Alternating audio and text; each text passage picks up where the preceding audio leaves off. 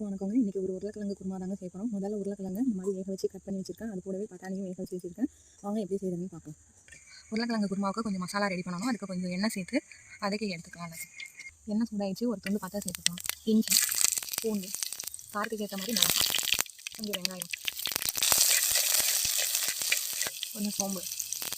இது நல்லா வதங்கிட்டு இது கூட ஒரு கைப்பிடி தேங்காய் துருவல் சேர்த்துக்கணும். அது கூட கொஞ்சம் பொட்டுக்கடலை சேர்த்துக்கணும். இதை நல்லா வதக்கி எடுத்துக்கலாம்.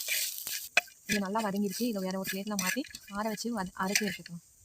குருமாவுக்கு மண் சட்டியில் தேவையான அளவு எண்ணெய் சேர்த்துக்கணும். எண்ணெய் சூடாயிடுச்சு. இது கூட கொஞ்சம் ஒரு பட்டை, 2 ஏலக்காய், பிரிஞ்சி இலை, 2 லவங்கம். இது கூட கொஞ்சம் வெங்காயம் சேர்த்துக்கலாம். இது கூட கொஞ்சம் தக்காளி சேர்த்துக்கலாம். வேக வச்சா உருளைக்கிழங்கு பட்டாணி சேர்த்துக்கலாம். சின்ன தேங்காய் எல்லாத்தையும் சேர்த்துக்கலாம். கொஞ்சமாக தண்ணி சேர்த்துக்கலாம்.